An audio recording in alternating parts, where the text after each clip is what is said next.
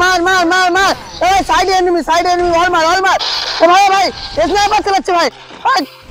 ও ভাই কি মারছে, ও ভগ ভাই। হ্যাঁ ভাই এই টাইমকে ফোন করে নাকি তোর? আবার ফোন করছে, একটা কাস্টম খেলছি, এরা যা ফোন করে টাইম পায় না, কাস্টমটা হারানোর জন্যই করছে এরা, বুঝতে পেরেছি।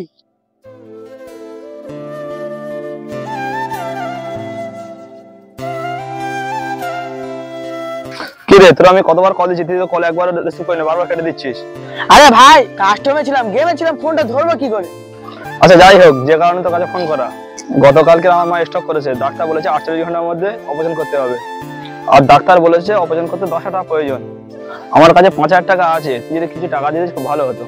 তোকে আর টাকা দিলে আমি কি আর টাকা ফেরত পাবো? আর বন্ধু দেখ, আমার যতই কষ্ট হোক পরের মাসে বেতন পেয়ে তো সবটা শোধ করে দেবো আমি। 10 টাকা দেওয়ার বলো, সে আবার টাকা ফেরত দেবে?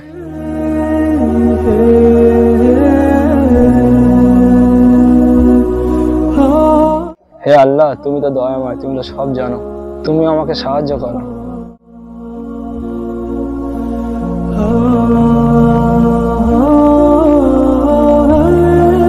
কিরে বন্ধু, তোর কি হয়েছে? তুই এখানে মন খারাপ করে বসে আছিস, কি হয়েছে বল আমাকে।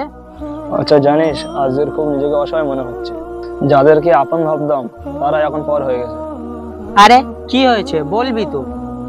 মা স্টক করেছে, অপারেশনের জন্য টাকার প্রয়োজন, টাকার জন্য মনির কাছে গিয়েছিলাম, টাকা না দিয়ে সে আরো আমাকে অপমান করলো। আমার কাছে 5,000 টাকা আছে, বাকি টাকা কোথেকে ম্যানেজ করবে সেটা ভাবছি বসে এখানে। আরে আগে বলবি তো, তোর মা মানে তো আমার মা।